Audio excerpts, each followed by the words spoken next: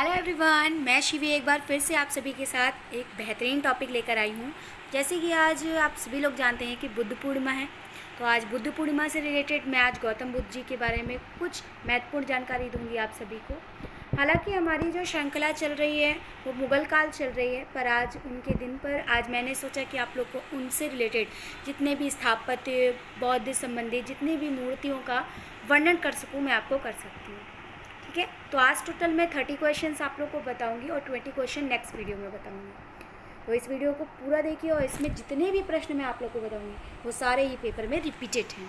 तो जैसे कि आप देख रहे हैं पूछे गए सवाल, गौतम बुद्ध जी हैं हमारे सामने, सत सत प्रणाम करते हैं हम उनको, क्योंकि उनकी वजह से कई चित्रों का वर्णन हमें प्राप्त हुआ है, कई ज्ञान प्राप्ति हुई है। तो आज उनको याद करके आज इस वीडियो को शुरू करते हैं और उन्हीं के द्वारा लिखा गया एक कोटेशन मैं आप लोग को देना चाहूँगी। तो देखिए, हजारों लड़ाइयाँ जीतने से बेहतर है आप खुद को जीत लें, फिर वो जीत आपकी अपनी होगी जिसे आपसे कोई नहीं छीन सकता। तो गौतम बुद्ध द्वारा दिया गया है। तो ये सत्य बात है, जब तक आप खुद से नहीं जीतेंगे तब तक आप सामने वाले से कैसे जीतेंगे। तो इसलिए खुद से फाइट करिए, खुद को अपना कंप्यूटर मानिए और तैयारी बेहतरीन करिए। जैसे कि आप सभी लोग जानते हैं कि हमारा टेलीग्राम ग्रुप स्टार्ट है, उसमें मैं फ्री सुविधा दे रही हूँ, आप सभी को फ्री पढ़ा रही हूँ, कुछ इंपॉर्टेंट क्वेश्चंस देती हूँ वीडियो के माध्यम से, और उसके बाद उस वीडियो को मैं क्विज़ के माध्यम से शाम 7 बजे अपने टेलीग्राम चैनल पर चलाती हूँ। आज मैं आप लोगों को टेलीग्राम चैनल का नेम बता देती हूँ, क्योंकि कुछ बच्चे हमारे कह रहे थे कि मैम लिंक से हम जुड़ नहीं पा रहे हैं। तो लीजिए, PGT way of success. Okay, तो जल्द से जल्द जुड़िए शिवी से। चलिए, जैसे कि आप सभी लोग जान रहे हैं कि मैंने एक प्यारी सी कोटेशन गौतम बुद्ध जी की दी है आप लोग को, तो इसे ज़रूर गहन करें और साथ ही साथ हम अपने प्रश्न शुरू करते हैं। ओके, चलिए स्टार्ट करते हैं। और एक बार टेलीग्राम से अगर जुड़ना चाहते हैं तो मैं डिस्क्रिप्शन में नीचे लिंक दे दूँगी, तो आप लोग उससे ज्वाइन हो जाइएगा। ठीक है, वहाँ पे बिल्कुल फ्री है क्लासेस। साथ ही साथ अगर आप हमारी लाइव क्लास जुड़ना चाहते हैं तो आप सभी लोग जान रहे हैं कि मैंने एक पेंटिंग पेड ग्रुप चालू किया है, जिसकी फ़ीस मात्र 200 रुपये है, तो उससे जुड़ सकते हैं। मुझे कांटेक्ट करिए, आपको डिस्क्रिप्शन में नंबर भी दे दूँगी, साथ साथ मेन हेडिंग में भी नंबर दे दूँगी, तो आप लोग कांटेक्ट कर सकते हैं मुझे। और साथ ही साथ हमारी लाइव क्लास भी चल रही है, तो लाइव क्लास के लिए तो आप 7230096991 पे कॉल करिए और सारी सूचना मिल जाएगी आप लोग को कि क्लासेस कितने बजे चलती हैं, क्या क्या पढ़ाया जाएगा, किस तरीके की तैयारी कराई जाएगी। और मेरा मेन मोटिव क्या होता है, ट्रिक। तो ट्रिक से जो बच्चे जैसे इंटरेस्टेड होते हैं तो उनको मैं समझा सकती हूँ। आइए स्टार्ट करते हैं वीडियो को। जैसे कि आगे प्रश्न हम बताते हैं आपको। आइए अब हम कुछ महत्वपूर्ण प्रश्नों पर दृष्टिगोचर करते हैं, ताकि उसको अच्छे से गहन करके हम एग्ज़ाम को फाइट कर सकें। चलिए देखिए, आपके पास सामने एक चित्र बना है, एक इमेज है क्वेश्चन आंसर्स की। तो सबसे पहला क्वेश्चन है, सांची के स्तूप किसकी कला एवं मूर्ति कला के निरूपित करते हैं। निरूपित मीन्स किसको समर्पित है, तो हमारे बौद्ध को। ठीक है, बुद्ध जी को, बौद्धों को समर्पित होता है। जैसे कि यहाँ पे 3 ऑप्शन लिखे हैं जी, जैन, आपके जैनियों, मुसलमानों और ब्राह्मणों। तो राइट आंसर क्या होगा, बौद्धों को। अगला प्रश्न देखिए, अगला प्रश्न है आपका कि सांची के स्तूप में अस्थियाँ रखी हैं। देखिए, महाभोग लायन की भी रखी हैं और सारिका पुंतक का भी रखी है। ठीक है, तो ये दोनों ही सही होंगे, ए और बी दोनों सही हैं। अगला प्रश्न देखते हैं गौतम बुद्ध जी के जीवन से संबंधित। तो गौतम बुद्ध का बौद्ध धर्म और वर्धमान महावीर का जैन धर्म क्यों निर्मित हुए, क्योंकि उनका केंद्र जो था धार्मिक। ठीक है, कि गौतम बुद्ध बौद्ध धर्म से थे और महावीर स्वामी जी आपके जैन धर्म से थे। और मैं आपको बता दूं एक छोटी सी जानकारी कि मैंने अपने जैन तीर्थंकरों की एक बहुत अच्छी श्रृंखला की ट्रिक बनाई है, तो मैं उन सभी 24 तीर्थंकरों की ट्रिक मैं अपने डिस्क्रिप्शन में डालूंगी, तो उसे ज़रूर देखिएगा। उससे आप लोग को सारे आपके तीर्थंकर लर्न हो जाएंगे, साथ साथ प्रतीक भी आ जाएंगे। उसमें मैंने सारे तीर्थंकरों की इमेज, उनके प्रतीकों की इमेज सब दिया हुआ है मैंने, तो उसका एक्सप्लेनेशन बहुत अच्छे से पढ़िएगा, आपके काम आएगी वो चीज़, क्योंकि नेट पीजीटी में ये क्वेश्चंस आते हैं बेसिकली, बहुत इंपॉर्टेंट है ये आपके लिए। तो साथ ही साथ चलिए आगे श्रृंखला में पढ़ते हैं। अशोक के स्तंभ, यह मौर्य काल का उल्लेखनीय शिल्प किसने बनाया। तो बहुत इजी है, अशोक काल ने, जो कि मौर्यकालीन कलाकार हैं। और अशोक ने ही स्तंभ कितने बनाए थे मैं ये बता दूं, तो 84,000 स्तंभ बनाए थे। ठीक है, मौर्यकालीन 84 स्तंभ प्राप्त हुए हैं अशोक द्वारा। चलिए आगे बढ़ते हैं। मौर्यकालीन शिल्प में कुंभ कला की जानकारी मिलती है। यह कुंभ पात्र किस तरह से बने होते हैं, तो काले पात्र होते हैं, चमकीले या चिकने, तो टोटल ये चिकने पात्र होते हैं। ठीक है, आइए आगे बढ़ते हैं। अशोक के किस अभिलेख पर मयूर की आकृति है? मयूर मीन्स होता है आपका मोर, तो मोर की आकृति कहाँ पर अंकित है?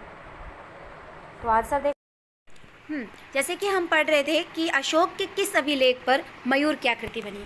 जैसे कि यहाँ पर ऑप्शन दिए हुए हैं, लौरिया नंदनगढ़, सारनाथ और आपका लुम्बिनी। तो आपको ये बता दूँ कि ये जो लुम्बिनी है वो नेपाल में पड़ता है। ठीक है, नेपाल में पड़ती है लुम्बिनी स्थान। तो चलिए इसी प्रकार से आगे, इसका राइट आंसर क्या रहेगा? इलाहाबाद, जिसे आज हम प्रयागराज के नाम से जानते हैं। तो जो प्रयाग अभिलेख है उसमें मयूर की आकृति बनी हुई है। चलिए आगे देखते हैं क्वेश्चन में। ईसवी पूर्व के 6वें शतक में भारत के कौन से छोटे छोटे राज्य बिखरे थे?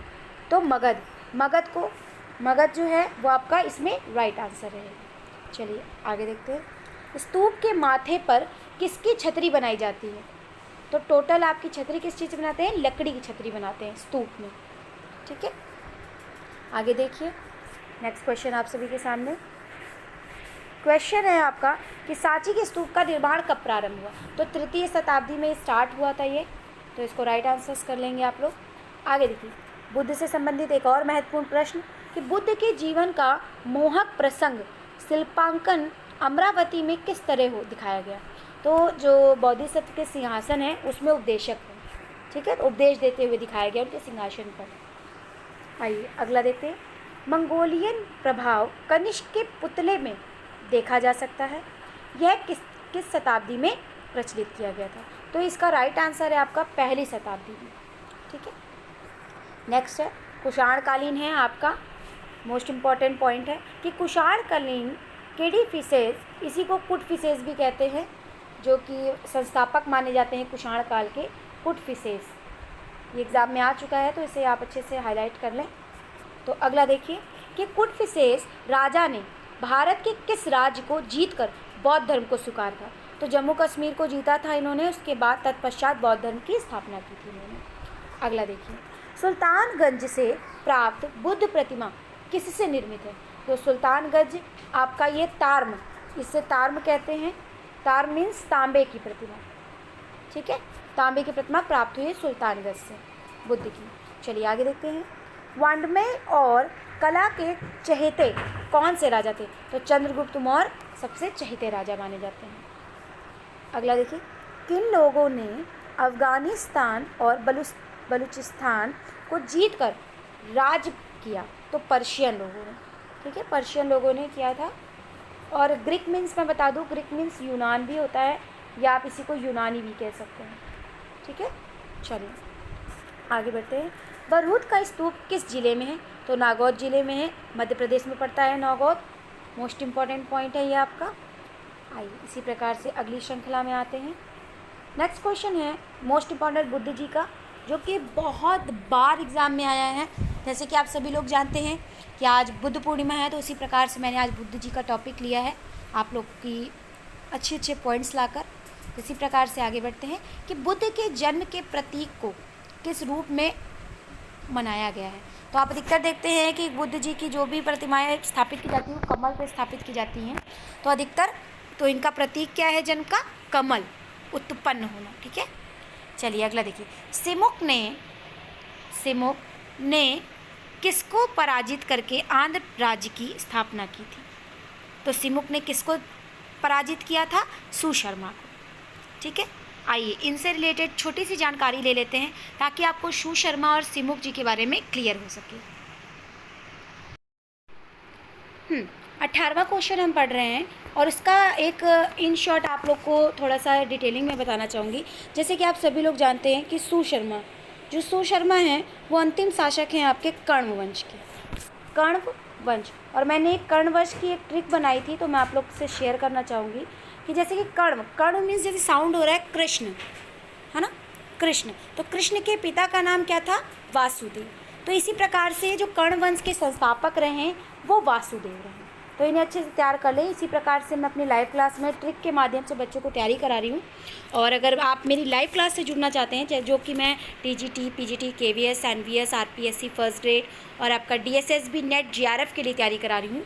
ये तैयारी आपकी 4 मंथ में कंप्लीट करा दी जाएगी और साथ ही साथ 5th मंथ में आपका रिवीजन भी कराया जाएगा। तो अगर आप मेरी लाइव क्लास से जुड़ना चाहते हैं तो 7230096991 पर कांटेक्ट कर सकते हैं और समान जानकारी के लिए भी आप कांटेक्ट कर सकते हैं।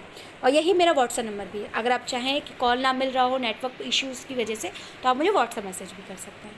चलिए, अब हम जैसे बात कर रहे थे कि सिमुक, तो सिमुक जो हैं वो किसके संस्थापक है, हमें ये आपसे जानना है।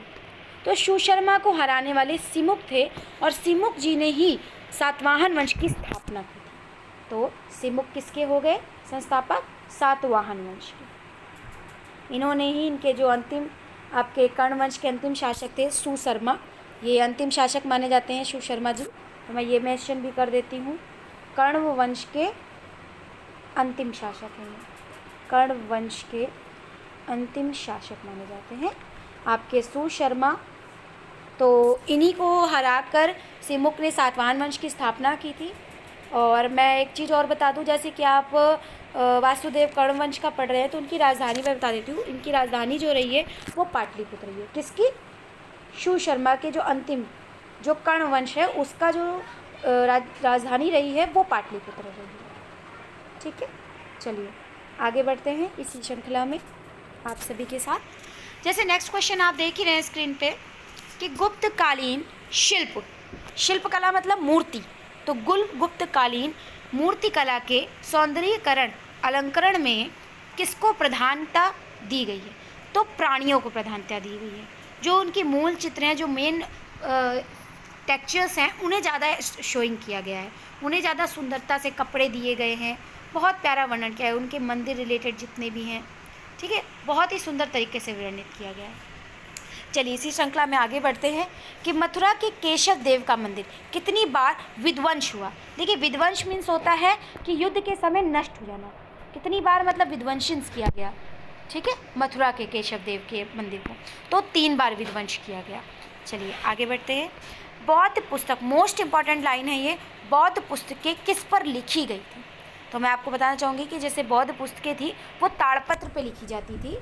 आपका लकड़ी का होता था, इस तरीके से इमेज होती थी छोटी सी, ताड़पत्र के आधे बीच में से छोटे छोटे चित्र उकेर दिए जाते थे। तो इसी प्रकार से अगर हम जानें कि बौद्ध पुस्तकों में कौन सी भाषा यूज़ की जाती थी, तो पाली भाषा यूज़ की जाती थी। ठीक है, मोस्ट इम्पॉर्टेंट पॉइंट है ये। आइए आगे बढ़ते हैं इसी श्रृंखला में कि पत्रों के बीच बीच में महायान धर्म से संबंधित रखने वाले किसके चित्र हैं। अब हम आप लोग को महायान धर्म बताएंगे और हीनयान धर्म बताएंगे। महायान और हीनयान में क्या फ़र्क होता है। देखिए, जो हीनयान होता है उसमें सिर्फ प्रतीक चिन्ह प्राप्त होते हैं, पर जो महायान होता है उसमें बुद्ध का पूरा शरीर चित्रण किया जाता है, आकृति चित्रण की जाती है, मूर्तियाँ प्राप्त होती है महायान श्रृंखला में। ठीक है, और आपके हीनयान में सिर्फ प्रतीक प्राप्त होते हैं बौद्ध धर्म से संबंधित। तो इसका जो राइट आंसर होगा वो देवी देवताओं से संबंधित रहेगा। आइए आगे बढ़ते हैं। भारत में कुषाणकालीन मूर्तियाँ किस संग्रहालय में संग्रहित हैं और बड़ी संख्या में उपलब्ध है।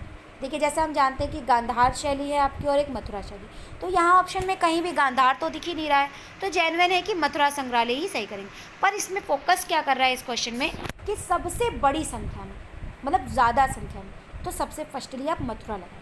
अगर वहाँ आपसे सिर्फ इतना पूछा जाए कि कौन सा संग्रहालय और वहाँ पे मथुरा ना दिया हो, सिर्फ गांधार दिया हो, तो आप गांधार राइट कर सकते हैं, क्योंकि दोनों ही शैलियाँ कुषाणकालीन हैं। चलिए आगे बढ़ते हैं। कनिष्क के समय में एक नवीन कला का जन्म हुआ, उसे क्या कहते हैं। तो कनिष्क के समय मोस्ट इम्पॉर्टेंट है आपका गांधार कला, जो कि कुषाणकालीन है। ठीक है, तो गांधार कला में ही हम कनिष्क से संबंधित उनके कंकाल तंत्र को देखते हैं, उनका सर कटा हुआ एक शरीर देखते हैं। इसी प्रकार से प्रसादिता यक्षी देखते हैं।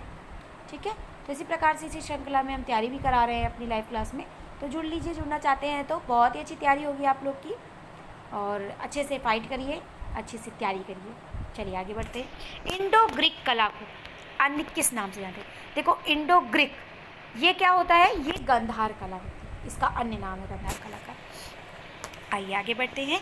बुमरा और नचना कुठार में शिव एवं पार्वती के मंदिर का निर्माण हुआ। तो ये दोनों ही गुप्तकालीन हिंदू धर्म के मंदिर हैं, तो गुप्तकालीन हिंदू धर्म के मंदिर। अब इसकी मैं ट्रिक बताना चाहूँगी, क्योंकि मुझे बहुत ही अच्छा लगता है ट्रिक के माध्यम से पढ़ाना, और ये सबसे ज़्यादा अच्छा लगता है कि आप लोग को समझ आना चाहिए वो ट्रिक, और वो हमेशा याद रहे, वो मेरे लिए बहुत ज़्यादा अच्छा रहेगा।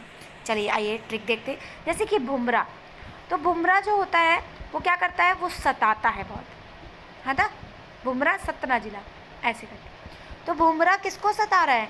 शिव जी को सता रहा है। तो ये समर्पित किसको है? शिव को समर्पित है, तभी तो वो तांडव करते हैं। चलिए आगे देखिए।